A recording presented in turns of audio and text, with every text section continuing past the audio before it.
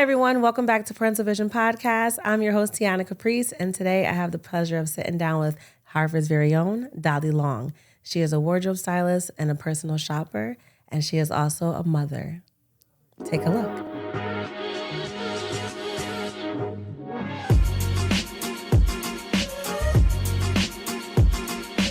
Hi, Dolli. Welcome to Parental Vision Podcast. So happy you can come down and sit with me and talk with me today. Welcome. Thank you. Thank you for having me. Absolutely. How you feeling today? I'm good. Yeah? You ready to rock and roll? Yep. Well, obviously you're here because you're a mom. Yes. So please tell me about your children. I am a mother of two. I have a 16-year-old. You look amazing. Thank you. And a 12-year-old. Two girls. Oh. Yeah. It's Okay. a big O. Oh.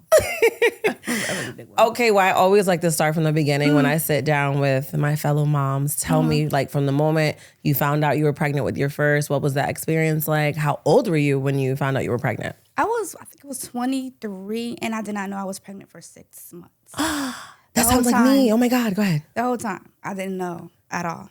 Really? Yeah. So what was like your... So I was getting ready. I was going to move. Me and her father had broke up at the time, and I was like, I was going to move down south or whatever, and I went to the doctor to go get checked out. And I found out there was a little baby in there. Oh my goodness. Yeah. So I only had a couple more months to prepare for that. Wow, and what was that like, finding out that you were pregnant and you didn't even know you were pregnant? I've always had like issues with my reproductive system in the first place. So I thought it was kind of like normal. I would miss my menstrual every once in a while. So I was like, okay, but I don't know. It was a big surprise for me. Wow. A huge surprise. And what was his take on it when you told him? It was like, okay. And then obviously we got back together to try to work it out, but yeah. Really? Yeah, so that was So you definitely tried to give like the family dynamic a shot. Absolutely. I love that. Did you come from a 2-family home? Yeah. Mm-hmm. Yes. So. And what was that like for you? It was a good experience. I know some of my friends didn't have that. But what can I say about that? That was, I think for most people want a 2-family household. I actually had a great childhood, really. Yeah. Really? My parents were older though. They were like baby boomers. Like they had me in their mid 40s, maybe. My father was a little bit tad older than my mother, so they had me a little bit late in life. So wow. And what was that like having parents that were older? Because I'm only asking because a quick example, there was this kid that I knew growing up. He had older parents.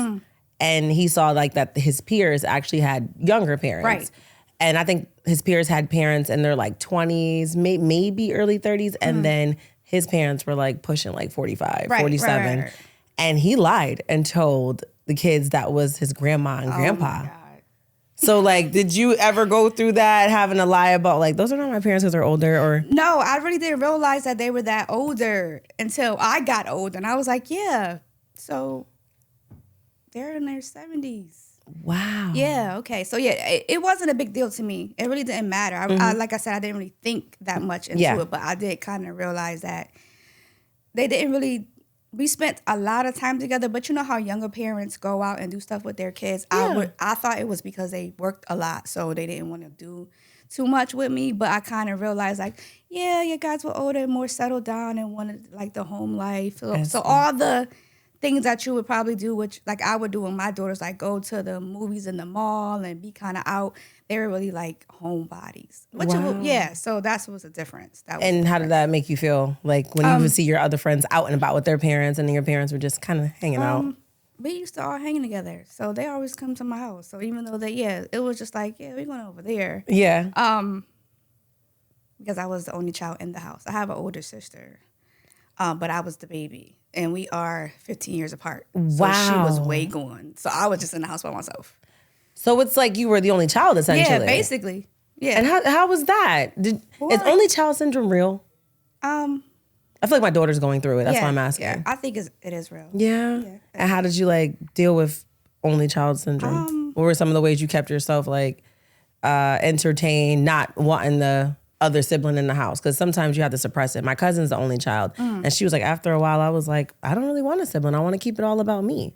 How did you navigate that space? I think I wanted my sister I didn't want her around more, but she was older, and I have nieces and nephews, and we are kind of around the same age. So it was like, yeah, she can have my niece come over and play with me because we only about 4 or 5 years apart from each other. So it was kind of like that.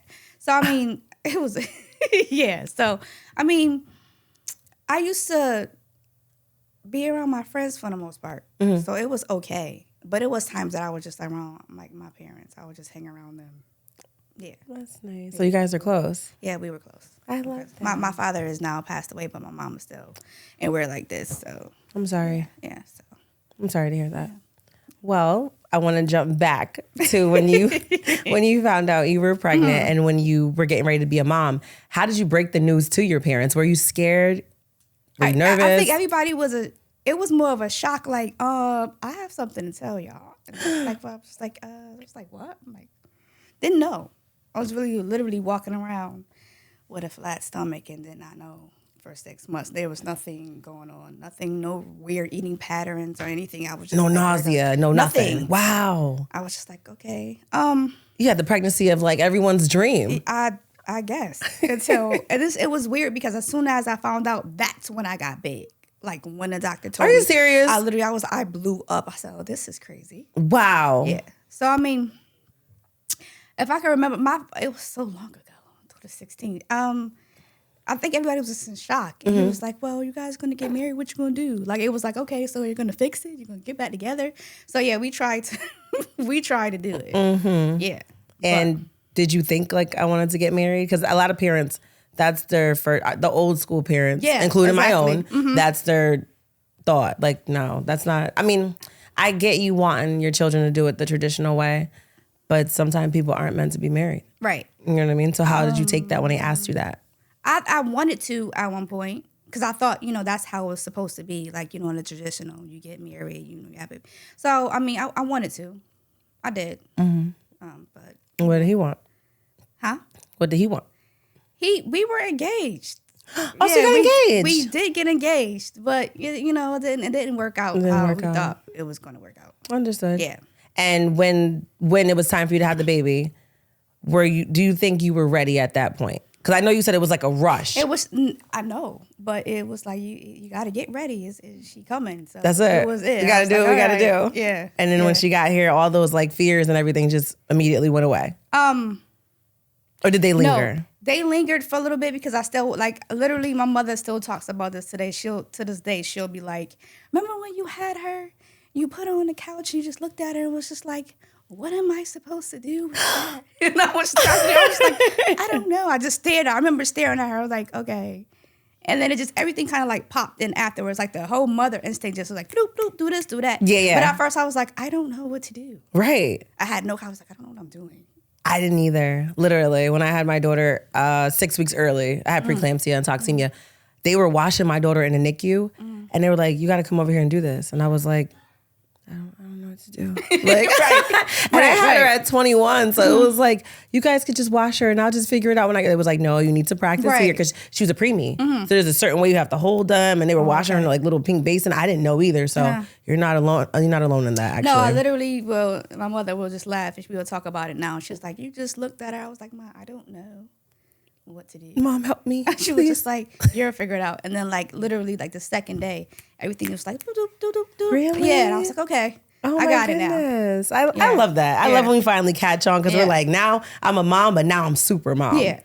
So how do you feel like becoming a mother, how do you feel like it changed you in a way? Like what were you like before you became a mom? I was just really all about me, of course. Of course. So I was outside. I was having fun. I was outside with my friends. And we're going to parties. And we're just, yes, it was a lot of fun. It was a lot of fun. But then when I had her, I was like, okay, that has to slow down. Yeah. So I did get to a point where I didn't want to go out. I was like, I'm somebody's mom. Like, I just can't be out all night. Yeah. And then I would have issues anyway. Like, when I did used to step away, I would have, like...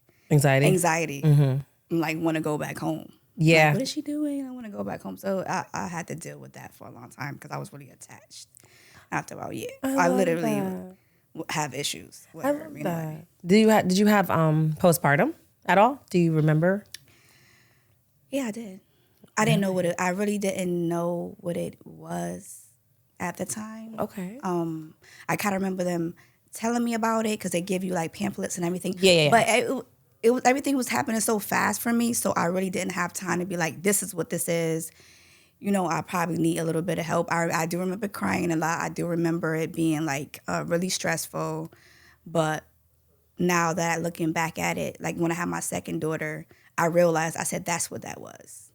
Yeah. So I really didn't know. So you didn't know until you had your second baby. Yeah, I was like, that's what that was. What were some of the symptoms that you felt through postpartum? Because it's like a bunch of different ways you can feel, but what were some of the things I was just like really depressed, and I felt alone, and I really don't think that I was really alone, but I just felt that way. Yes. And I was like tired, but I feel like it was just mentally tired and not so much physically because everything just clicked after it happened. It was like I wasn't really physically tired. I was mentally tired, and just feeling like I didn't know at first what to do. So I was like, I don't know if I'm doing it right. It's I think that's what it was for me. Yeah. Okay. And the father, was he very present? He was there. Yeah. He was? Yeah. Was he able to tell that something was off as far as the postpartum or no? I think that we both were like, we got to figure this out. Yeah. We don't know what we're kind of like doing really. So it was kind of like, all right. But it was times that I did feel alone. I did. Yeah. I'm sorry. Yeah. But it's a sucky feeling. I went through it until she was 5. I didn't even know you can go through postpartum that long. That's a long time. That was a very long time because I feel like being a mother, it changes you in a way. Because like you said, it's not all about you anymore. Right. It becomes about this little person. But I feel like a lot of times mothers get lost in mothering. Right. And they somehow, I don't want to say they lose their identity. They forget it because the identity of who you are is still here. It's still embedded in you, but you get so caught up in wanting to be here for these little people that you forget about yourself. Yeah. And it's really sad. Yeah. So I think that's what was happening to me. I couldn't remember like who I was or who I was becoming. I just knew I was somebody's mother and I had to be their mother. Right. So that was just my take on postpartum. But I got through it. We're here. We got through it. We got through it. I know that I used to, I used to dress a little sexier before, but then when my body went back to the way it was. Snap back. It did. Yes. But I still was just like, I can't wear that anymore. I don't want, like, it was to that. Yeah. And I still think that I'm like that now because I was like, I don't want them looking at, what I'm wearing and think it's okay to do that. But definitely I remember like, oh, I don't want to wear that anymore. I can't, because I'm a mother. For my mom. Yeah. So that was a part of it too. Okay. So when you got pregnant with your second daughter, what was that experience like? I was like, I was ready because I already knew what was going on. Was she planned? No, she wasn't planned. she's just here. Yeah, she's here. Yeah, she wasn't planned, but And then when you found out, you were just like, all right, we're doing this. I was like, well, this is gonna happen. I don't think I was ready though at all, regardless of what the situation was, because my daughter is 16 and the other one was 12, so they were a couple of years apart from each other. So I was like, wait, I just got the hang of this right here. Now I gotta switch. Okay. All right. So we're just gonna do this. And I gotta start all over again. And if you don't mind me asking, same father? Nope. Oh wow. Okay, so what was that experience like with having a baby with a different man? There was just a lot of differences between the both of them. There's two people that were in and out of my life. So it was just like, okay. So they knew each other. So it was just like, okay, well, this one, all right. So this is what we're doing. And they knew each other. Yeah. We went to the same high school. I don't mean to laugh. Oh my God. What was that like? Were they like, was there they little drama? They were not friends. No, they know each other, but it wasn't like they were boys or anything like that. Yeah, they just know you from around the way. Yeah, so it's just like, okay. This is what it is. It is what it is. Y'all are the fathers of my children. Yeah. Period. Mm-hmm. Get along, and let's just be one big happy family. Yeah. So how was your co-parenting relationship with your second daughter's father different from your first? How was it different? I mean, there were a lot of similarities. Like their families were great with both of them, and when I was in relationships with both of them, their families would collide together. So that, my first daughter's family would take my other daughter and vice versa. So it wasn't like everybody kind of like basically helped out they would take my other kid, like both my baby father would take the other one. What? Yeah. Take them out to eat. They still do it now. I love that. Yeah, they still do it now, both of them. You don't get that often. Yeah. You have something good here. Yeah, so. I love that. So let's talk a little bit about dating. Can we tap into that? Is that okay? That's okay. So what is it like dating as a mother? It was hard for me because my girls only knew their fathers. They didn't know anybody else that I ever dated. So it was kind of like, I don't know what to do. I don't know if I should let, somebody meet my kids. But for me, I think it's important for you to wait to see, if your kids are going to like who you're dating. Sure. A lot of people don't do it. They just go straight into it. And it's just like, you don't even know this person's going to be around a long time. So, that to me it was very hard for me to do that. I agree with the waiting factor, if you will. But I'll tell you something. I waited 2 years for someone to meet my kid, get acquainted, and it ended in total disaster. That's actually one of the biggest regrets of my life. Biggest regret of my life. And I've healed and navigated from that space so I can openly talk about it. If anybody ever said to me, what was one thing you regret in your life? Once I get to the end of it, that will always be the biggest regret, because I feel like it was a lot of time wasted. You know what I mean? Like you spend time getting to know people and feeling them out, making sure they're not crazy or a pedophile or, secretly into children, whatever. Right. And then for it to not pan out, it's like, damn, you know what I mean? And you already took the time to introduce this individual. So biggest regret of my life. But I will say that I do agree with you. You should take the time. Yeah. But I feel like even with me taking 2 years, did I take enough time? It makes you wonder at times. So I do feel like mothers should be more mindful. Right. And really pay attention, because you don't want to wake up one night and the person's in your daughter's room or your son's room. Scary. It's very scary. Ever. So I think that with us dating as moms, that's one of the biggest fears. Would you agree? Yeah, absolutely. And how did you like, what are some of the qualities you looked for a man before you brought them around your daughters? Somebody that was family orientated. That was number one. And I wanted somebody that already had children. You did? Yeah. I was just like, because I had a life coach at one point, and she was like, you got to write down what you want in a man. And I'm like, okay. And I wrote down all these things. But one of the things was I wanted somebody to have a child. Like I was like, either 1 or 2, I could deal with that. Not 3 or 4. 1 or 2 was fine because I have 2.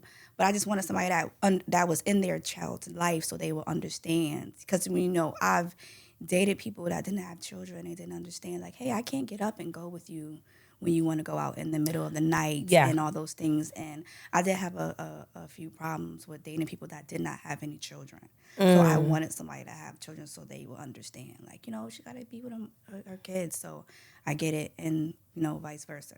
So that was something. I just wanted somebody like, okay, if you have kids and you take care of your children, you just not just have them, then, that was a big, big quality. Big something I was really, really looking for. I agree. Yeah. 100%. So are you dating now? Yes, I'm dating now. I've been with somebody for 3 years. 3 years? 3 years. I love that. 3 years. 3 years. And how do the girls? Yes, they love him. Yeah. Yeah. And I was skeptical because my girls are very spicy, and if they don't like you, you would know right away. So I was kind of like, I don't know, because like I said, they only were used to their fathers, each other's fathers, so I didn't know how that was gonna work. But they love him. He loves them, so I'm cool. I love that. Yeah. And how many children does he have? He has 1. He has 1? Okay, so that's perfect. Yeah, yeah, she's gonna be 9, so I was like, oh, so there's a bunch of little girls running around here. Okay. Oh, it's a lot of estrogen in the house. Oh my God. Yeah. That's beautiful. I love that. So do you want more children? I would like to have 1 more, even though I'm getting a little bit, I'm shorty 40, so. 40? I'm 40 years old. You look phenomenal. Stop it. You look so good. Thank you. Wow. So how many more? I would like to have 1, but I don't know if that's going to happen. But, If you don't mind me asking, does he want? Absolutely. Yeah. Boy or girl? Look, boy or girl? Boy. Boy, But, of course. No, because, he's he's younger than me too. Ooh. Yeah. So. What's that like? Oh my God, I love this. Yeah. What's that like dating someone? How much younger? You can choose to say or not. He's 32. He's gonna be 33 next week. Oh, so my age, okay. And I'm 40. And what's that like dating someone younger? I thought it was gonna be hard at first, but I think it's the whole maturity level type of situation there. Yeah. Yeah. So it pans out, but yeah, it's a little bit different because we're in two different type of, age brackets essentially. Yeah. But it works. Yeah, it works. I like that. I like that a lot. I do. So you said you would definitely have one more. Yeah, I would. Okay. And you think you're ready to start over? That's a big difference. We got the 16, the 12, and I was just like, yeah, that's really big. But I mean, I'm honestly, and I've had this conversation. I was like, I don't think I'm ready to stop being a mom yet. Yeah, and I was like, you're gonna make me cry. No, because they're growing up too fast in front of my face. Yes, they definitely are. Slow down, definitely. Yeah. So I have the 16-year-old and then I have the 12-year-old. I'm just like, you're gonna be in high school soon. It's like I'm gonna be by myself. That's what I think. I'm gonna be alone. Like, what I'm gonna do? Oh. Yeah. Like, what am I gonna do after they're gone? Seriously. Like, well, I go travel now. So I'll just be like, what I'm gonna do. True. Yeah. Like, what else could I do? I'm already doing what I want to do. Right. So what I'm gonna do. Wow. Okay. Yeah. Well. How did the girls feel about you having another baby? We actually was talking about it the other day, and they was like, "We want you to have." But she was like, "But I'm not gonna be here because I'm gonna be gone. I'm gonna be grown, and I know what you're gonna do. I'm leaving here." She's just like, "Yeah, Mom, go ahead and do it. We want you to, but I'm out." Yeah, we don't want to deal with that. Yeah. We'll catch the baby when we catch it. Yeah. Were your parents the type to babysit, or were they the type like, "Listen, I'm not watching any kids. Don't even ask." I would still forever be a daddy's girl, even though he's not. So he kind of still babied me as an adult. And so we all lived in the same house together. Okay. Yeah, so I didn't really go out that much, but they would be like, you need to go somewhere. So, we would take the baby, or even they would take her upstairs because I was just like, I probably need a rest or anything. So my father was just like, yeah, I'll give her. You're fine. I'm laughing because they said you need to go somewhere. Yeah, like you need to go. So you really were not going out. No, I really wasn't going anywhere. I was just like, I'm just going to be with her. I would just be with her. You want to know something funny? I was like that until Dakota was 7. Yeah, 7. I had her 2013. I didn't start going back out like that until like December. I'm really good with dates. It's so weird. Until December 15th, 2018. That's when I started like going back out to the bars, and because I literally was like sucked in mommy mode. So when I finally like got back out there, I had never been to a brunch until I was 27. Like it was like I was really in mommy mode. I was engaged. I was really trying to like make my family work and do the family dynamic. And then when it didn't work, I was like, well, now what do? I got the mothering down pat, but how do I get Tiana back to Tiana? You know what I mean? So I started going out, but it got to the point where my mother was like, yeah, you need to go out too. So it's nice that you had that support, because some parents are like, I'm not watching no kids. It's not. So that's nice that you had that. I love that.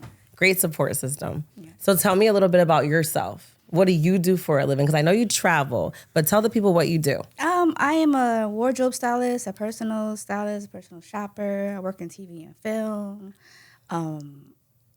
costume design, all that stuff, out of either New York or New Jersey, depending on what's going on, and then sometimes Connecticut. But that's so. Yeah. How did you get into that?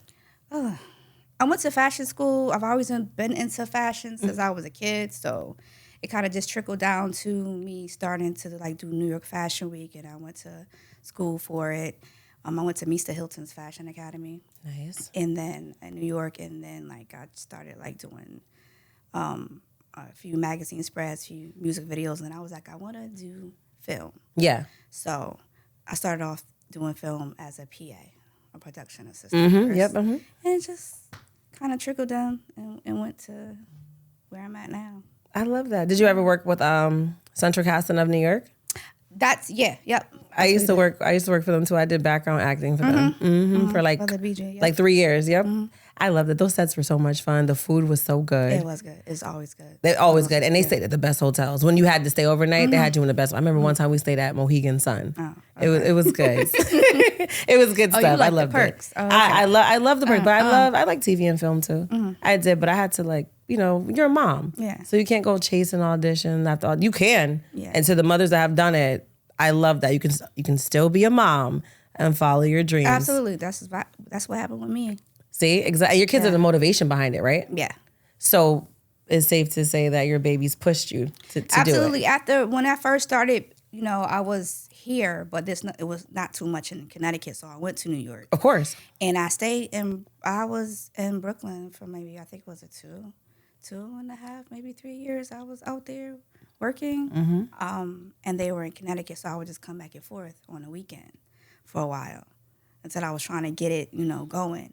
But they were very supportive. I felt bad after a while. Yeah. But my mother was like, no, Mom, we're proud of you. We want you to keep going.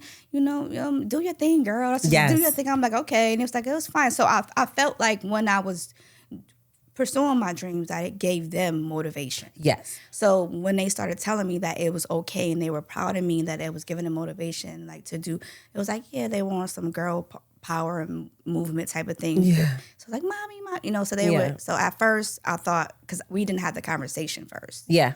But when I talked to them, they gave me the motivation. So after that, it was like, all right, I'm cool. I love that. Yeah. Mom guilt eats you up, doesn't it? Yeah.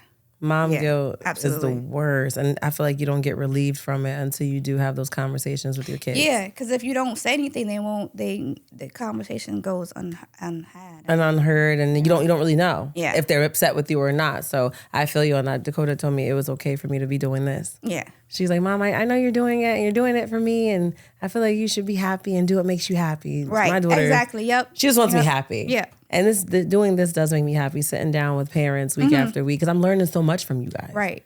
And to hear another mom say that she essentially kind of sacrificed her time with her kids to be able to have a dream for her kids to look up to, I think that's very admirable. So I take my hat off to you. Thank you. Absolutely. So tell me, like, what's the most craziest set you worked on? Can you tell me? The most craziest set, like, you mean wild or? Wild, yes. I really haven't had any pretty, no wild sets. No wild sets? No, I think it's more or less that it was really busy and I might have learned a lot and had to do a lot of things at one time. Yeah. But it was like all learning experiences for me. Love it. So no wild sets. I think they've all been okay for me. I haven't had somebody's like, oh my God. But it's like, it's a rush all the time. It's not like, you know, you kind of expect the unexpected all the time. So I haven't had anything. I'm like, oh God, like it was really horrible. Because I can say we all probably had horrible times at some point. Of course, yeah. But yeah, no, nothing really like, oh God. Yeah, and it's long hours too. Very long hours. 16, I've done an overnight. Mm-hmm. So yeah, so those 16 and those overnights is killing me. The 14 was like, okay, you pushing it, but like, you know, so I mean. I think the longest I did was for a show called Sneaky Pete at Mohegan Sun. We did 5 a.m. to midnight. And I'm not a smoker either. So, like, it was like, you know how the casino has cigarette smoke and all that, which is fine. Like, I could deal with it. But dealing with it from, like, 5 a.m. to midnight was crucial. My nose was, like, destroyed. So I do understand, like, the long hours that you put in. And again, like I said, I think that's really, really admirable that you still were able to balance being a mom and balancing following your dreams. Yeah. It was a little funky, but it was cool. But you made it work, yeah. I made it work, yeah. So how did you finally find your bearings with having to have more time with them? Has your career not slowed down, but are you here more often than you're there? Well, now I'm here more often because, you know, it was a strike that was going on. Right. And so nothing is still a little funky. Mm-hmm. But I've had, you know, gigs here and there with that. But then I also have my own personal business and I do personal styling. So that's kind of like leveling everything out. It bridged the gap. Okay, good. But I've been here and it's been okay, you know, being with them more. But I was still finding, like, when I was working, I made sure that I got home at a certain time on that Friday. So I would spend like the Friday and then I would start to get up earlier Monday morning instead of leaving on Sunday, and just getting up at Monday morning and driving to either New York or Jersey so I could spend more time with them. So I was like, I'm gonna sacrifice this. Yeah. So that's what I changed that. So I would make sure I was off at a good time on Friday, drive back, and I would just get up Monday morning so I could spend like more time with them. So that kind of like leveled it out. I figured it out. Yeah, and I'm sure they appreciated it. Yeah. So okay, good. And raising a teenager. You're so funny. Help me. Not help me. It's driving me crazy. It's driving her crazy. Yes. Okay, so I'm going to say this. What's the hardest part about raising a teenage girl, and what's the reward of raising a teenage girl? Oh, the hardest. Everything is hard. She said everything is hard. Just wanting her to be herself and not try to be like every other person, everybody else. Yeah. And just trying to just lead her in the right direction, because she's like, you don't know what you're talking about. Okay, just because you know what you're talking about, we're very catty at times with each other, very, because she's kind of like me, a lot. So it's like I'm looking in the mirror. Yes. And it's like, oh, I don't like this. Yeah, I don't like this. I think the hardest part for me is just trying to get her to understand that I probably do know what I'm talking about. I'm just having her know that everybody isn't your friends, and you have to be careful. I talk to her a lot, but she's still very naive, and I think that's what scares me a lot, is that she still hasn't got to the point where it's like she doesn't give people boundaries yet. So I'm trying to teach her how to have boundaries with people, and teach people how to treat her. So that's what my thing is with her. It's like, because she goes through a lot of ups and downs with a lot of people, and I'm like, you have to learn how to tell people how to treat you and show them, because to me that's a big thing. It definitely is, especially with our girls. We have to teach them that, because I feel like if we don't, we're sending them out in the world to just be doormats. Right. And I'm not raising no doormat. Right. So what are some of the other conversations that you have with her? Have you had the sex talk? We've had the sex talk. Yes, we have. She put her head down. I love you so much. You're so funny.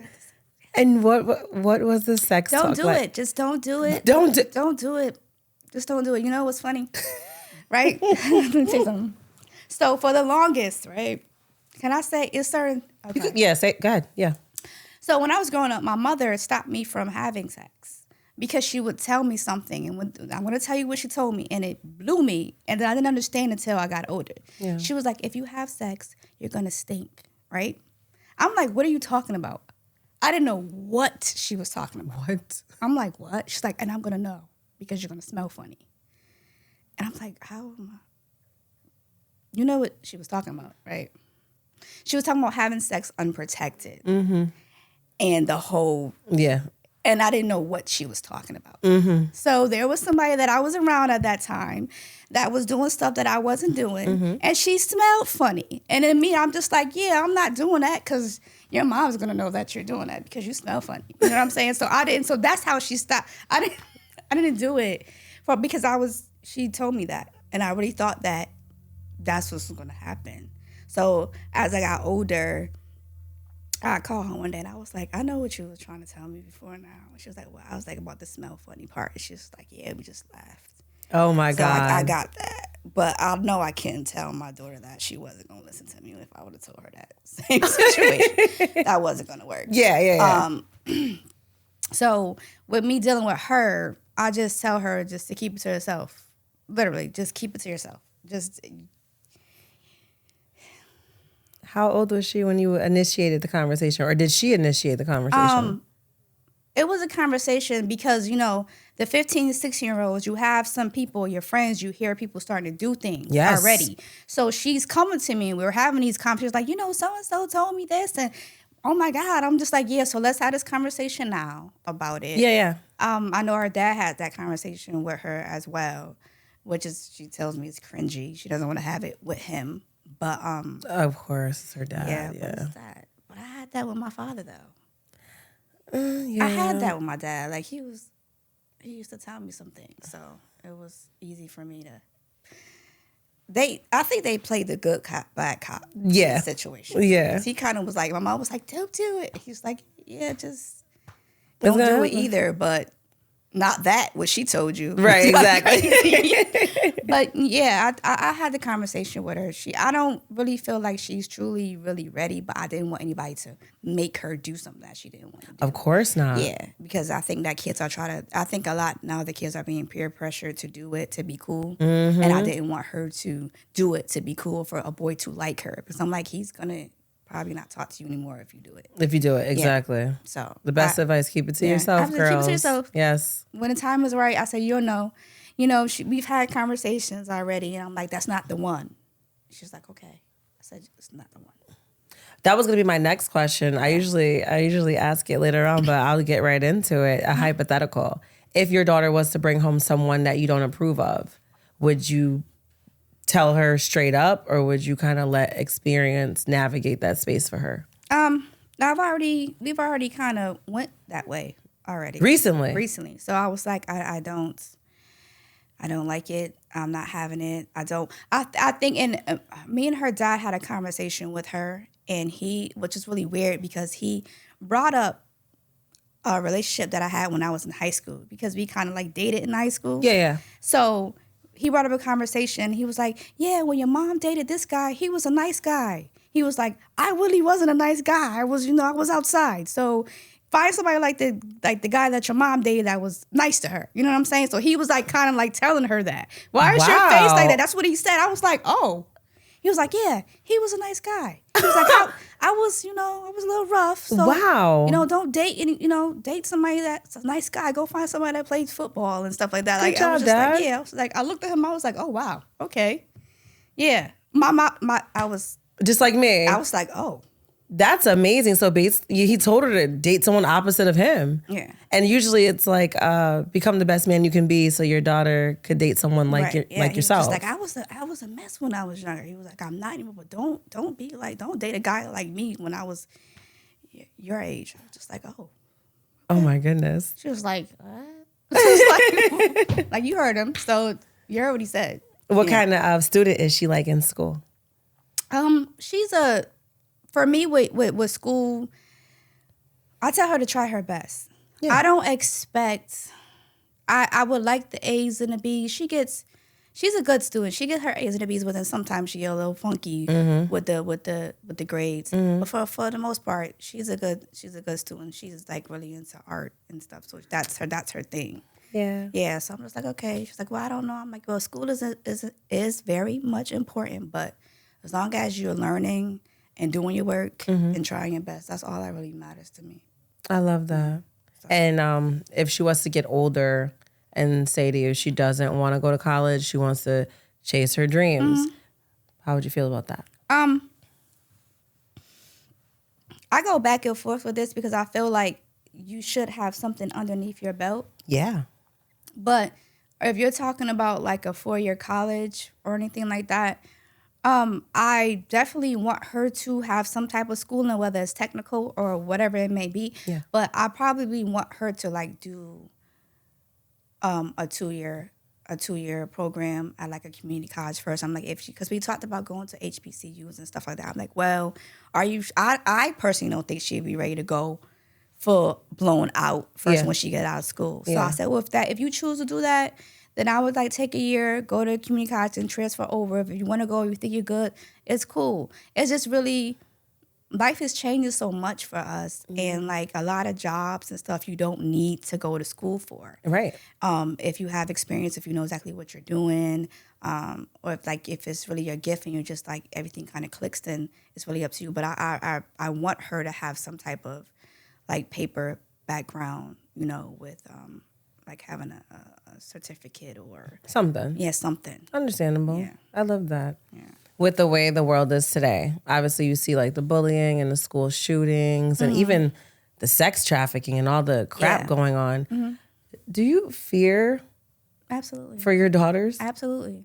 Yes. How do you feel about sending them to school with school lockdowns and things like that? Do you think about it? I think about it. I think about the bullying. I'm really a big advocate of bullying. I remember being in high school and people bullying certain people that for no reason I would stick up for them because I didn't like it. Yeah.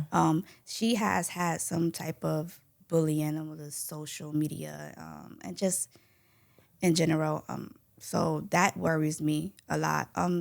Absolutely, everything. I'm worried about the school lockdown. They've been locked down already at the school for stuff. Yeah. So I'll I just try to keep them as innocent as they can be for as long as they can be. You sound like me. Yeah. Because my daughter still plays with dolls. I love that. Yeah, and they still watch cartoons and watch Nickelodeon. I'm just like, yeah, stay like that. You know? Yeah. There's no need to grow them up. No, not that. Not fast. Do you feel like social media is kind of replacing the parents in the household at times? Not your household necessarily, but just in general. I'm gonna say yes and no, only because I feel like I'm talking to my kids and I'm active and everything, but they still that's their outside. Yeah, that's what it is. It's that they're outside, so they don't want to go play double dutch, or they don't want to go, to the library and even just going to the library, screwing around. Like we used to go to the library just to like, we gonna go to the library. That was a place, but now it's just like they're in their phones. They're in the phones. They're just in the phones. Nothing else, just in the phones. They don't want to do anything else but the phone. So I think that it's not really our fault. It's just like the generations, because you can tell your kids to put the phone down and everything, and they're still going to be like, well, what you want me to do after that? I don't know what to do. They don't know what to do. Exactly. If you take it away. Right. Yeah. So I think I don't think it's our fault. Understood. Yeah. So what's dinner time like in your house? Do you guys, because I know you work a lot, and I'm a working mom too, so I try to eat dinner with my baby between Fridays and Mondays. Mm-hmm. If I am able to cook on a Wednesday, I do try to get her at the table then. But at least 3 to 4 times a week, I try to eat dinner with her. What about you? Well, since I've been here, they help me cook. Like last night, my daughter, the 12-year-old, made chicken Alfredo, and the other one made the brownies. Yeah. So I'm trying to get them to, like, it's just weird. One of them she'll wash the dishes. She don't like to cook. Which one is that? That's a 16-year-old. Okay. She won't cook anything. But the 12-year-old is like, she likes to cook. She likes to put, ingredients together. And she's like, hey, taste this. So I have like the best of both worlds. This one doesn't like to wash dishes. The other one likes to cook. So it clicks. Yeah, just watch. Yeah. I love that. For the most part, we kind of do it together. But it is times where they just won't do. But no, Jayla helps me all the time cook. She likes to cook. I think she gets that from her dad. That's beautiful. And do you cook? Yeah, I cook. Yeah, we do it together. Okay, good. Yeah. I think it's important that we teach our girls how to cook. Yeah. Like, I learned how to cook when I was like 13, and I'm so grateful. I really am, because I don't know what I would do if I didn't know how to cook. Yeah, I still am. My father was in the house, and he would cook all the time, and my mother would cook certain things, and I just like different dishes that they had. Mm-hmm. But nobody's really taught me how to cook. I literally would just learn it from whoever. Like one of my ex-boyfriends, his mom taught me how to make macaroni and cheese. That's how I learned. Oh yeah. Yeah. It was just like, so I just picked up stuff from other people. I pick stuff up from my boyfriend now. Oh, he cooks? Yeah. Oh, we love a man that can cook. Yes. We love a man that can cook. Thank you, God. Thank you very much. Thank you, God. Seriously. So tell me, what's your discipline? Excuse me, we're going to edit that out. Sorry. Tell me what it's like when you discipline your children. Do you believe in physical discipline, or do you believe that taking stuff away works better? I've taken stuff away, and it doesn't do anything. Literally, just like, all right, you took my phone. I'm just going to sit here and do nothing. Yeah. So it's like taking the phone away doesn't really do anything for me. Has it physical? Yeah, it has. But then it's just like, well, they're like, okay, well, I'm not going to do that again, because I don't want that to happen to me. But right. I don't know. I think talking works for me. They don't really do anything that's like really disrespectful to the point where I really have to go crazy. Yeah. But it's just like, yeah, I think for the most part, it's just like, I try to talk. I'm like, as parents, we're going to scream and yell and scold. So most of the me screaming and yelling and scolding is what happens because I feel like anything else does it. They don't really react to it. Really? Yeah, it's just like, oh, you're crazy. So I'm gonna go sit over here. Are you okay, Mom? I'm like, yeah, I'm fine now. Okay, I didn't mean to do that. I'm like, yeah. So I mean, it's a lot of that. It's like, yeah, I'm gonna sit over here now. Yeah, I don't believe in physical discipline, but it's my own reasons for things that happened when I was a kid. So that's my own personal thing. Yeah. I do believe in taking stuff away, but I'm like lenient Lucille. Nothing ever sticks with me. Do you think that it really? Well, she's small, so you she's gonna be 11. Yeah, I mean, well, yeah. So, I mean, what, you gonna take her phone away from her? I take the phone. I unplug the TV. Yeah. Don't those touch the things, like that right there, like, oh my God, I'm just gonna sit here. That's what I meant. Yeah. Like, but she has to write too. Oh. Like you have to write 50 times. Oh. Mom, I will not do this. Mom, I will not. You have to write it. I want the paper on my nightstand. Give me the phone. Give me the Nintendo. Give me the iPad and unplug the TV. That's what I do. And actually, recently, she had lied to me.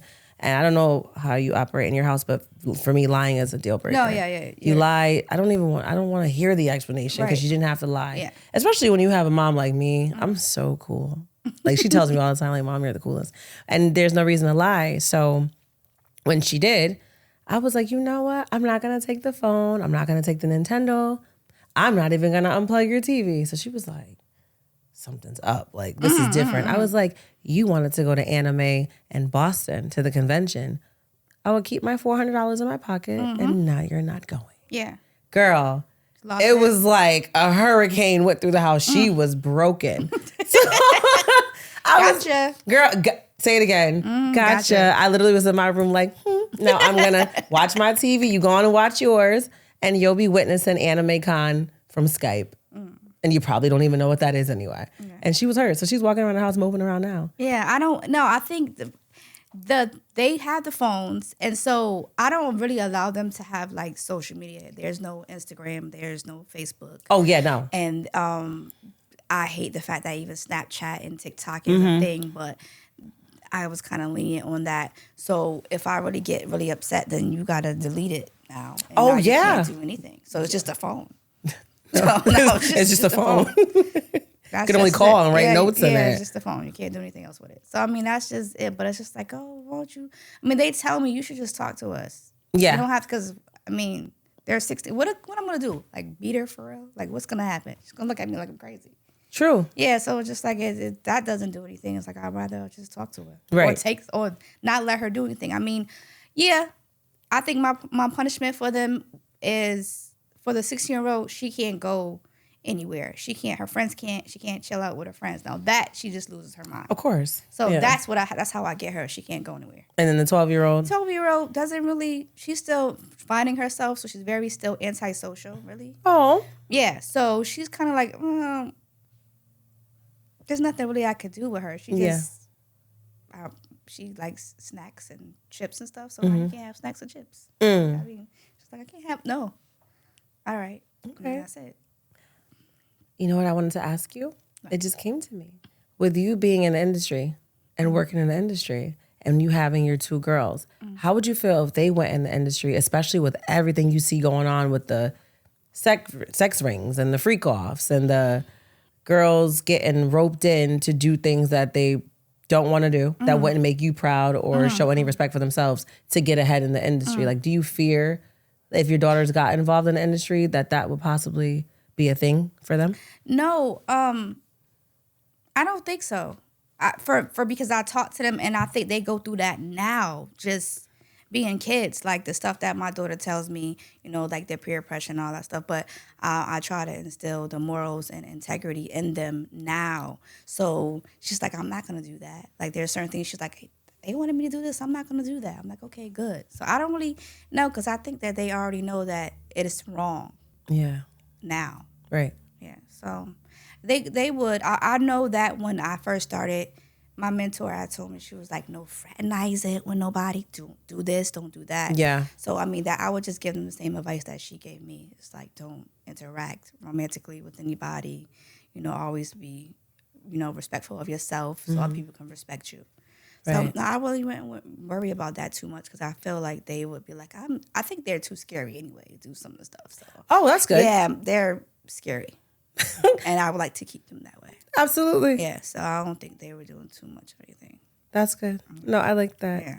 So you have seen everything on social media that's been going on lately, like with all the, what is it called? The Love Island and the, what was it? The freak offs and the arrests that have been made. Yeah. And how do you feel about those things? How do you feel about those girls? Do you believe that it was true? Do you believe that the parents are to blame? Even with like the whole R. Kelly stuff. Because I feel like when they had put the whole thing together and a compilation on TikTok, there were a lot of people blaming the parents for what these girls go through. How do you feel about that? I mean, it could be the parents' fault at some point. Like if you putting your child in that situation, but at some point in time, like we all know that we just gonna do what we want to do, and we're not gonna listen. True. And I think not having like male role models in some of the females' lives play a big role in it, because if you had a dad and you know your father was there, there's certain things you wouldn't do or you'd probably be scared of doing. Yeah. So everybody has a choice. That's how I feel. So whether it's a good choice or a bad choice, you have a choice. I do think a lot of females are misled, believing certain things or wanting or thinking that what somebody says to them is love and really believing in it. So, yeah, it's like a catch-22. I think like sometimes it's the parents' fault, but then it's just like people just being easily misled. True. And people prey on that. They do. So that's kind of like scary. You have to be not so much naive and really have like a support system. If you don't have a support, things happen when people don't have support. Yes. Yeah. Or when you don't have parents that speak life into you. Right. I think that's really important because then you won't go outside looking for so much validation from people on the street. Right. Do you speak affirmations and life into your children? Absolutely. I read a lot. I read a lot of books. And most of them are like, not most of them, some of them are affirmation books. Some of them are, like just giving you life lessons. So I'll write them, like whatever I hear that resonates to me or sticks out, I write it. I have like in my room is a bunch of sticky notes on my wall. Yeah. Just of things that you should probably pay attention to and just like things that I like when I'm reading. So I have them, they go in there and look at it. It's like, what is all this stuff on it? And I'm sorry for being so animated, but this is what, like, that's how I was like, what's this? I'm like, go read it. It's like, oh, I don't know what that means. But, it's just like, so that's those things. I speak a lot of love and life into them. I just want them. Love and life. Yeah, but they're like, what are you talking about? It's just like, okay, you'll get it when you get older. You're going to call me and say, thank you so much for telling me this and telling me that. Absolutely. Yeah. You might not understand it now, but later on you will. I love that. So you manifest. You believe in manifestation. Yeah, absolutely. Everything that I've done has been a manifestation. Every last vision boards and all that? Every last. The thing that's happened that I think blew me recently was that, are you aware, you know who Ruth Gard is? She is the woman that did Black Panther. Okay. The costume designer. And Do the Right Thing was like leading a bunch of other movies. Selma, I've always looked up to her and admired her. And I wrote down on my vision board that I did last year that I was going to meet her. And the last thing I remember saying something about meeting her was May of last year. I met her in November last year. I met her in November last year. So absolutely, everything that I've done. I said that I wanted to work on power. I ended up working on power. You did too? Yeah.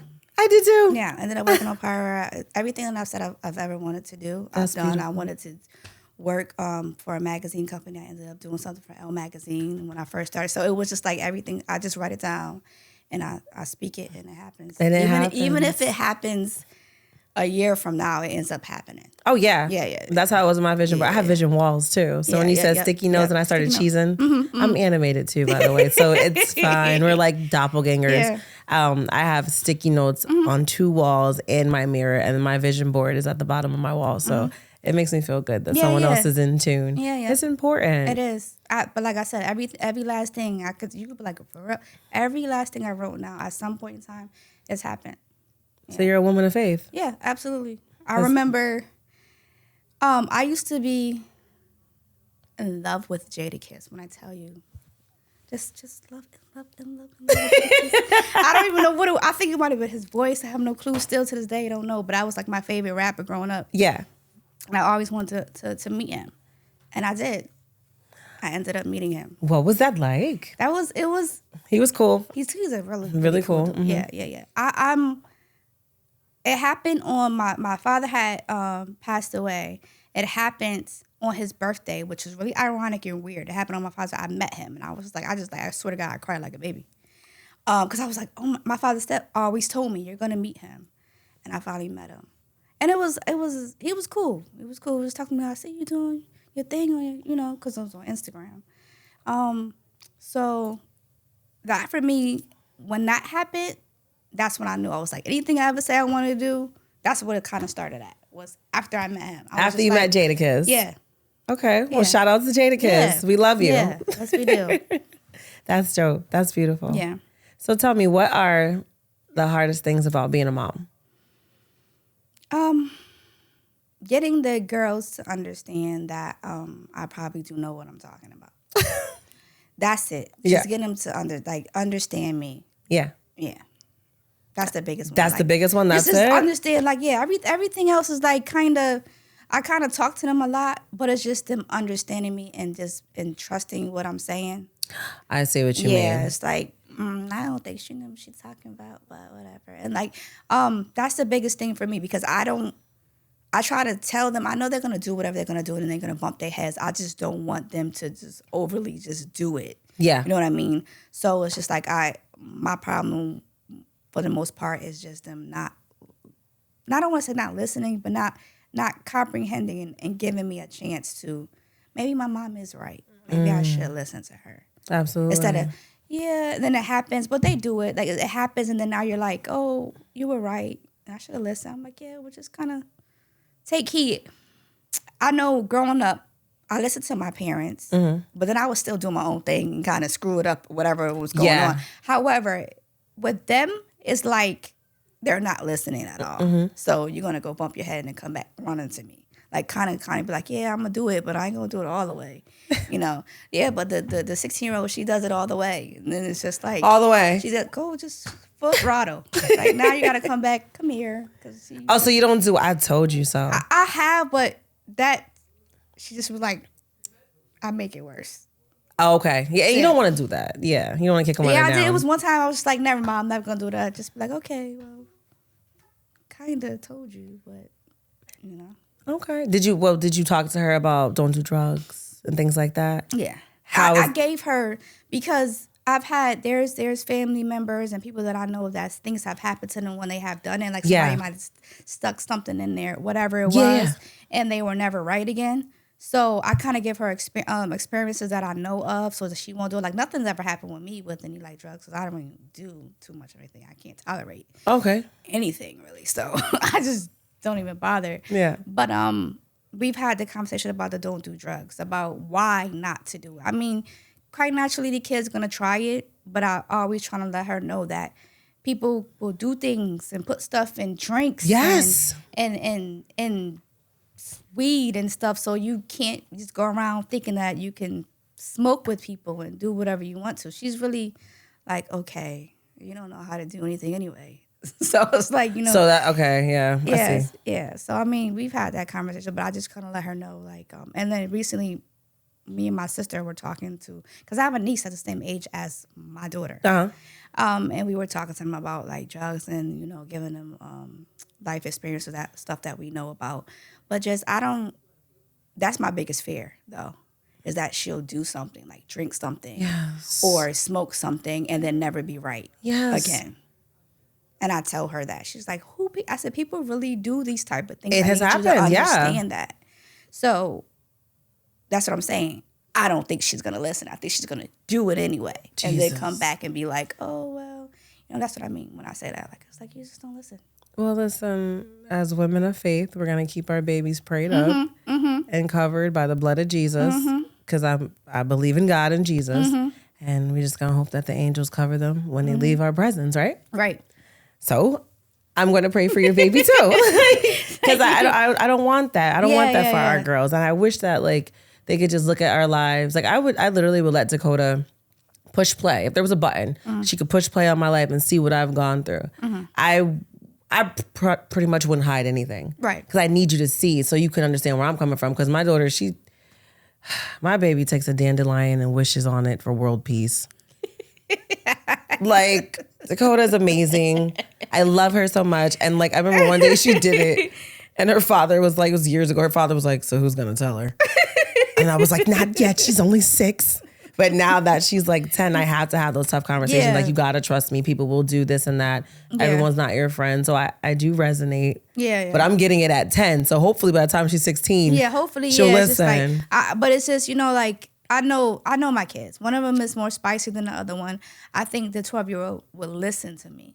But the 16-year-old, how you gotta your kids. This one's gonna bump her head. This one probably be like, I'm not doing what you did. Right. I'm gonna listen to mommy, and that's it. And that's it. Yeah, that's it. So that's why I'm like, I got two night and day situation here. Yeah. Do you believe that your children can be your friend, or that you can be your children's friend? Excuse me. No. Tell me why. It has to be boundaries and and going over those. I think it would be a problem, a huge problem, because I need you to still look at me as an authority figure. And somebody that is going to guide you the right way. I don't want you to think that we're buddy and that you can do and say what you want to me. And then I think the level of respect, it will be lost. So no, I don't think so. I constantly tell them, like, I'm not your friend. Like, we can talk and all that other stuff, and I want you to talk to me, but I'm not, by no means are we going to have that going on. Because I think the level of respect will cross. I do at some point. Something will happen. It's like, who are you talking to? So I don't ever want that to happen. So I definitely keep that separate. I don't think that kids, when you get older, maybe, but not growing up as a teenager. No. So it's safe to say mommy doesn't play the cursing. No. Me neither. No. Don't curse in front of me. No. Don't do it behind my back either. And don't let me read it in your iPad. Yeah, we've had that. I'm like, what are you talking? Like, you talk like this? What are you doing? He's like, but I'm like, yeah, I know, but I'm grown. But you can't be like, who are you talking to? Right. Like, what are you guys like? Where'd you get this from? Yeah, what are you talking about? Yeah. Like, y'all just be talking crazy to each other. I was like, why? And because it was. I said, you talk to your friends like that? Yeah. I said, what's wrong with y'all? What's wrong with y'all? Like, they talk crazy to each other. Yeah. But it's just like, are y'all arguing? It's like, no. I said, you say that? Oh, that's just crazy. That's just wild. Yeah. Yeah. I don't talk to my friends like that. Yeah. Yeah, but I was like, she's like, Mom, it's you. You're old. They call me. You're old. I'm old. I'm literally. Oh no. I'm old, and I'm just old. That's it. Listen, 40's the new 20. You're thriving and you're killing it. Thank you. I don't want to be that. I don't want to be 20 though. But what age would you be if you could be an age forever? What age would I be? 30. 30? Mm-hmm. Okay, so my next question, same question, different dynamic. If you can start life over at any age and do it all over again, correct all your mistakes, what age would you start over at? 30. At 30? Mm-hmm. Okay. 14 years ago. Mm-hmm. Okay. And what would you do different? I think I might have wasted a lot of time. So, to me, time is important. So, yes. I think that I would have been more conscious of my time that I wasted. Okay. Mm. Well said. Yeah. I love that. Mm. I really enjoyed talking to you today. You're amazing. I literally can't wait to get to know you more off camera. You're phenomenal. Thank you. And I know your babies appreciate the mom you have been to them. Yeah. I hope they do. They better. They better. Right. But before we wrap, I do have... She's so funny. Before we wrap, I do have to ask you the final question. Tell me 5 things that you feel make up a great mom. Somebody that is understanding, a mom that can communicate, a mom that is intellectual and can educate their child. Whether it doesn't matter, it doesn't have to be like book-wise, but just educate them and a mom that has common sense. That would be it. Was that 5? Was it? I think it's one more. Just give us one more for a bonus. A mom that's emotionally available. I love that. That's going to make me cry. I really love that. That's such a big deal for me. I love that. Those were amazing key points. Well, thank you so much for sitting down with me today. You're awesome. Welcome. Thank you. It was nice having me. Absolutely. Please come again. Yes, I will. And thank you for having me. It was nice to meet you finally. Likewise. Absolutely. Likewise. Everyone, that's a wrap for Parental Vision Podcast. Once again, I'm your host, Tiana Caprice. Until next time, bye.